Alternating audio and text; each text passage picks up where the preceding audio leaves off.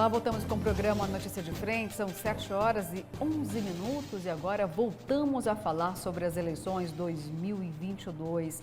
E aquela pergunta que nesse momento não quer calar de jeito nenhum. Tá bem. E aí, os 4% de intenções de voto para João Dória vão migrar, afinal de contas, para quem? Porque 4% antes de começar, de fato, né, o período de campanha. Vamos supor aqui, senhores, que Dória pudesse ter pelo menos 10%, né, de votos, 10%. Será que podem definir, de fato, uma disputa quando se fala de polarização? Bom, mas antes que vocês possam responder aqui mais uma vez, eu vou chamar o senador Wellington Fagundes. Vamos ver como ele avalia a saída de João Dória dessa disputa presidencial. Nós temos muita confiança na candidatura e na reeleição do presidente Bolsonaro, pelo trabalho que está sendo feito. Então eu tenho certeza que a população brasileira quer dar prosseguimento a isso, sabe que o presidente Bolsonaro enfrentou, né, a pandemia, enfrentou a guerra que está aí hoje, atormentando também o mundo e conseguiu ser o país que mais vacinou, conseguiu ser um país que mais fez redistribuição de renda, né? Então eu acredito muito que o presidente Bolsonaro será reeleito e principalmente em Mato Grosso o mais votado proporcionalmente do Brasil. É para isso que estamos trabalhando. Para isso estamos trabalhando, lembrando assim, olha, poxa, por que não votar então todos os que iriam votar no Dória, não escolham aí pelo presidente Bolsonaro, afinal de contas, o presidente realmente fez toda uma campanha importante, especial para a vacina, colocou também outros cenários aí.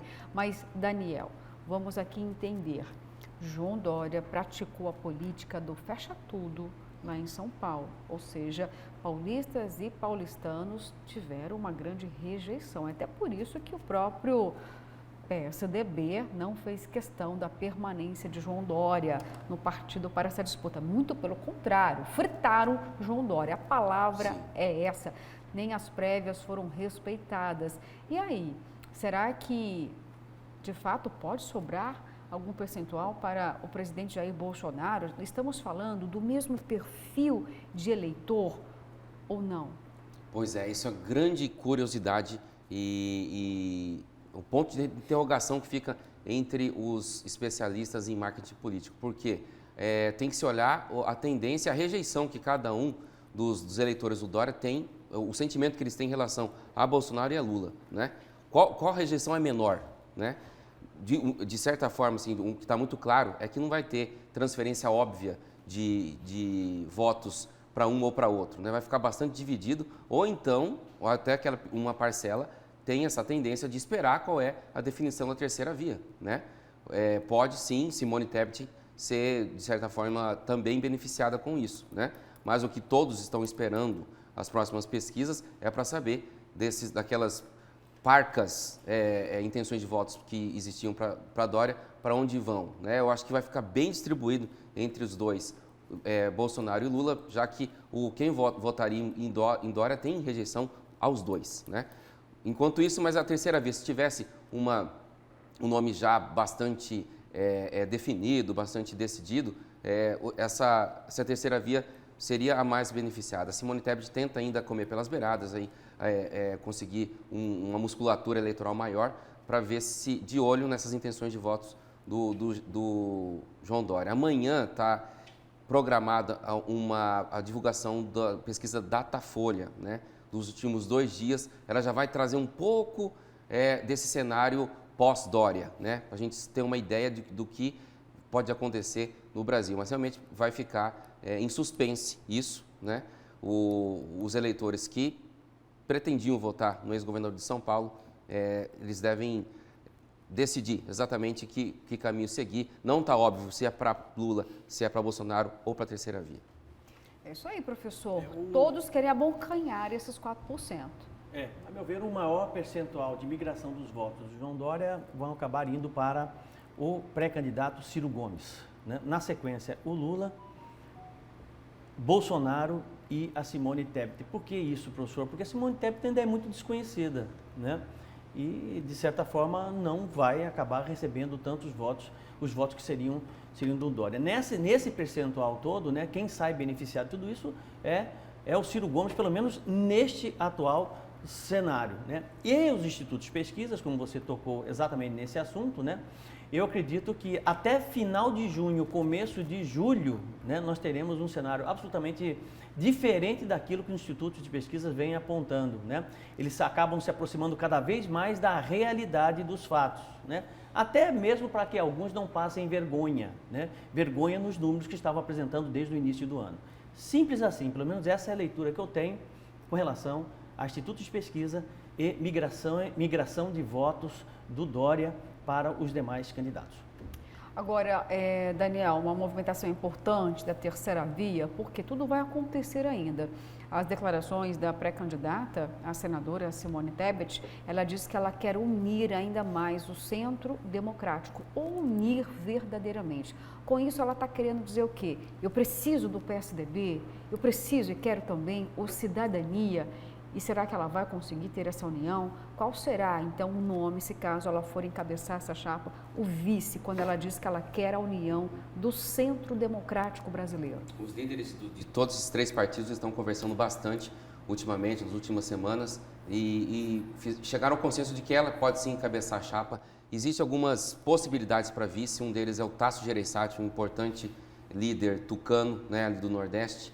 Também existe o Eduardo Leite, né, o ex-governador do Rio Grande do Sul, que ficou um pouco esquecido nesse processo aí, mas agora ele volta com força total. E o Cidadania vai acompanhando de longe. Ainda tem a questão do União Brasil, que o Luciano Bivar está tentando um caminho solo, diferente, individual, né, longe da terceira via aí, que está se formando em torno desses 3 partidos.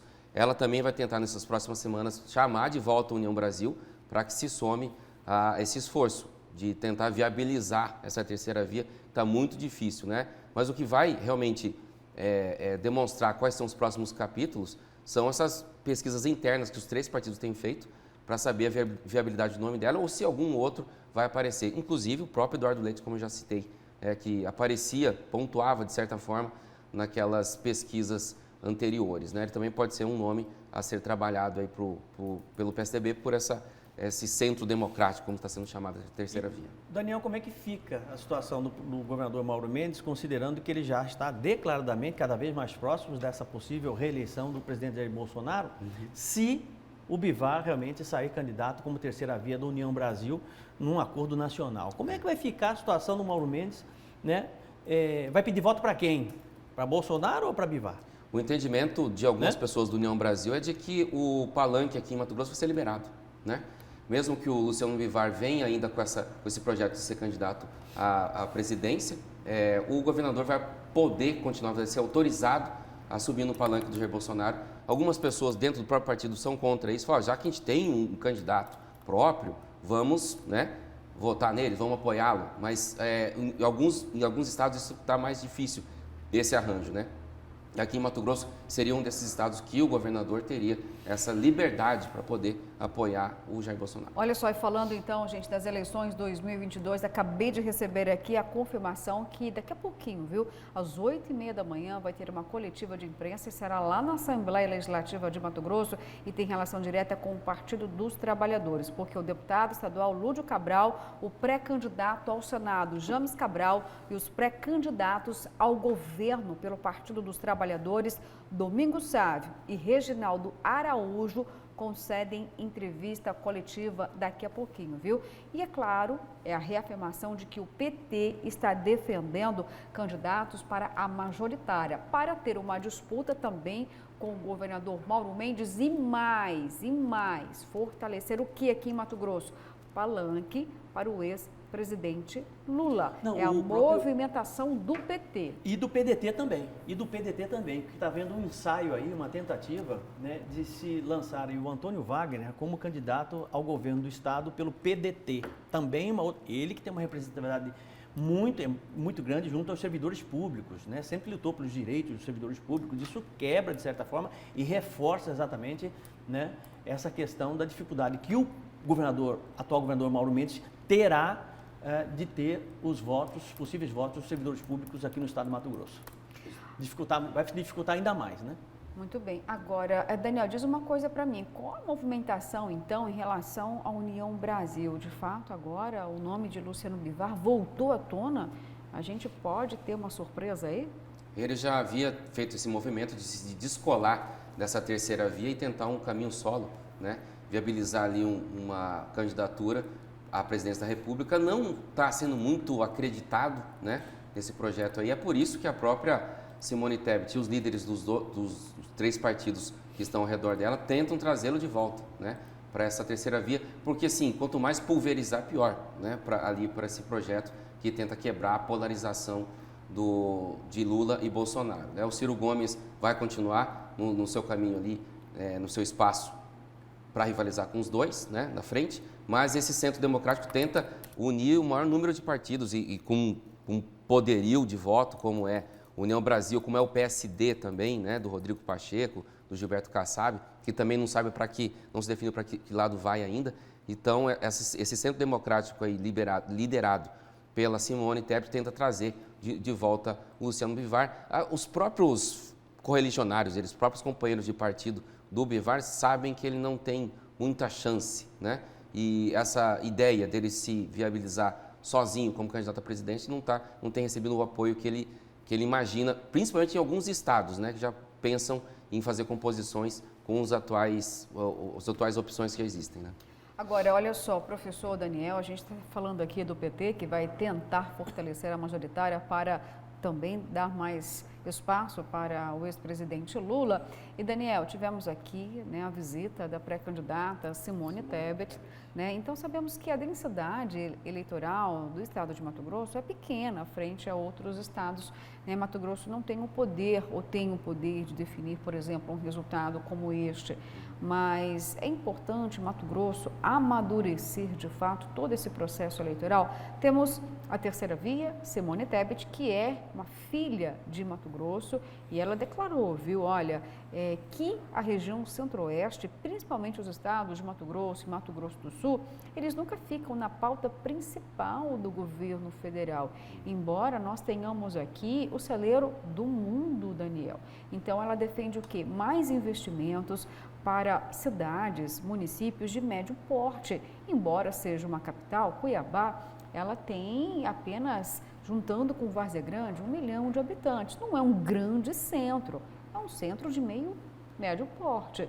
Ou seja, é uma discussão importante. Para essa região seria muito bom ter uma representante, por exemplo, que conhece de fato as fragilidades e também a importância desse estado. A gente consegue enxergar hoje, por exemplo, o governo federal colocando o nosso estado, a nossa região, como protagonista do Brasil de forma verdadeira, Daniel? Por exemplo, se você está citando essa situação, o governo federal tem olhado com muito carinho para o agronegócio, ok, né? Tem dado bastante atenção, já diversos ministros estiveram aqui, em Mato Grosso do Sul também, né? Exaltam esse poderio econômico que o agro tem para o país mesmo, para a balança comercial, mas de fato tem que existir uma intensificação desse olhar para cá, porque ao mesmo tempo em que os ministros já vieram aqui e deram força para o estado de Mato Grosso, nenhuma grande obra aqui foi feita aqui no estado de Mato Grosso e foi lançada, né? Então, acho que de fato a Simone Tebet pode bater nessa tecla, né? Olha, nós temos uma região muito forte economicamente que sustenta os números positivos da balança comercial do Brasil. Temos o MS, o MT, temos Goiás. Temos que pensar e olhar com carinho para essa situação. Eu quero só deixar curiosa uma observação curiosa em relação à estadia dela aqui. Foi o posicionamento do Carlos Bezerra, né? Que ele foi questionado, você já disse que vai, o MDB já disse que vai com o Nery Geller, né, para o Senado e para o Estado e para a presidência. Ele falou assim, vamos apoiar a Simone Tebet, né? Ele disse isso. E aí tem aquela situação curiosa da própria deputada Janaína Riva, que é do MDB e sequer esteve na Assembleia para recepcionar a Simone Tebet, que é uma companheira de partido.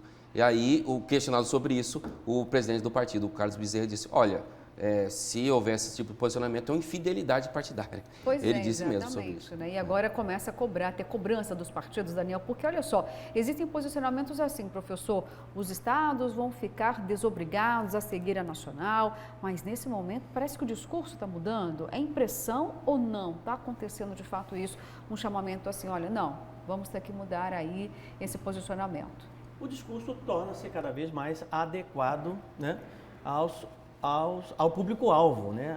Às pessoas que moram no estado do Mato Grosso e determinados estados no Brasil como um todo. Todos os candidatos, pré-candidatos a presidente da República vão adequar, né, os seus discursos de acordo com as necessidades, ou seja, com um alvo pré-definido, né?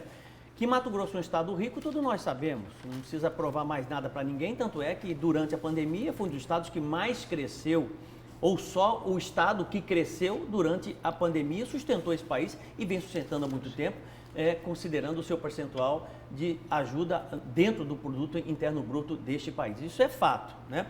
E todos os pré-candidatos que estarão aqui, já estiveram, vão continuar mantendo esse discurso mais adequado possível a determinada situação. Quando a Simone Tebet exatamente mostra a necessidade de investimentos na área, né, da agropecuária, né, na área da produção, que seja, ela já está pautada em cima exatamente das necessidades daquilo que a sociedade precisa mesmo. E ela não vai fazer diferente. Ela sabe que dessa forma ela consegue cada vez mais votos. O presidente Jair Bolsonaro da mesma forma, o Lula da mesma forma, enfim, todos adequando o discurso, já sabendo exatamente quais são as necessidades e com isso, com um objetivo muito bem definido, ganhar cada vez mais votos.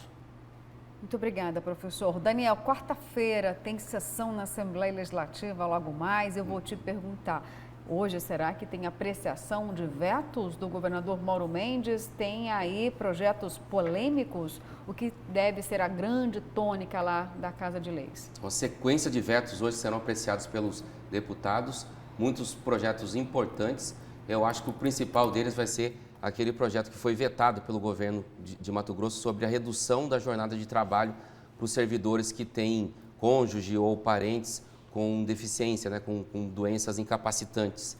Esse veto vai ser apreciado pelos deputados e tem chance de cair, realmente, né? Agora está aparecendo uma via alternativa aí, que o próprio deputado Eduardo Botelho disse, que essas pessoas que estão nessa condição, esses servidores, podem, de repente, trabalhar em home office 100%. Né? Isso é uma saída alternativa, uma proposta que vai ser também analisada, mas em relação a esse veto aí, vamos lembrar como foi o trâmite, né?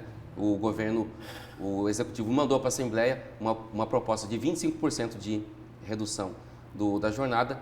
Ali, na votação, houve uma emenda e os deputados aumentaram para 50%, metade do tempo, né? Isso retornou para o governo do estado, aí ele vetou integralmente, né, o projeto. Agora, o veto vai ser apreciado pelos deputados. E amanhã esse debate aqui, na bancada, viu? Vamos ver se a casa vai derrubar o veto, né, ou se vai manter o veto. Agora, professor, tem um tema aí que o senhor discutiu muito aqui conosco na bancada, e estou falando agora da tigresa do PT. Ai, pronto. Porque a atriz Só eu trouxesse o problema, entendeu? Você viu O como que comentarista ele oficial, fica né, todo nesse sorridente? Aí ele fica todo sorridente. Mais rolo. O senhor quer que eu fale da tigresa ou que eu falo de futebol? Eu estou falando aqui, você é dona da bancada, você fala Então o que eu vou quiser, falar pra da mim. tigresa nesse momento, porque olha só, embora o PT não queira a tigresa, a atriz Não quer mais o pornô, PT? quer o Quer. PT, Olha, não, ao justiça. contrário, ela, ó, disse o seguinte, olha, já ingressei na justiça.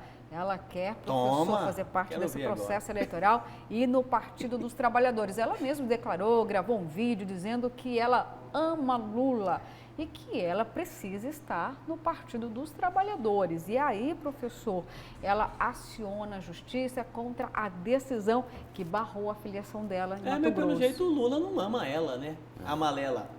Não a ama? Não a ama, né? Entendeu? Uma situação lamentável, né? Lamentável, de uma hipocrisia muito grande. Eu já disse aqui por várias vezes. E o Partido dos Trabalhadores, que é o partido que sempre declarou que defende as minorias, está indo na contramão absurda exatamente do que sempre defendeu. Né? Do que sempre defendeu. Qual o problema? Se os partidos do Brasil não têm filtro para filtrar exatamente as pessoas que devem ter um mínimo de capacidade técnica e conhecimento para ser candidato a deputado federal e estadual ao Senado e ao governo do Estado, né? Qualquer um pode ser candidato, esse é o papel do partido. Por que barrar esse tipo de candidatura, gente? Ela só pode ser deputada estadual se ela for legitimada pela população. Se você concorda com os princípios morais que ela utiliza para viver, né? Com o conhecimento que ela tem exatamente e acredita que ela vai ser uma boa representante como deputada estadual, que vote nela. Qual o problema disso? E qualquer partido pode aceitá-la, entendeu? Sabe? E né? que era um problema Então, burocrático, de forma ali no PT, né? acabou virando uma grande crise. O partido aqui que já está todo desarrumado, bobagem, né? Acabou criando uma crise grande, chegou até no Diretório Nacional, que depois também fechou as portas para a Esther, e agora isso aí vai judicializar. Olha só onde chegou essa situação. Não, e o PT fala o tempo todo em preconceito, em discriminação racial, de não sei o quê, é minoria, parará, esse discurso todo que nós já sabemos. É o partido que realmente se posiciona claramente com relação à defesa das minorias. E é justamente o partido que não quer aceitar tigresa como candidata. Diferente, Vai entender um negócio desse?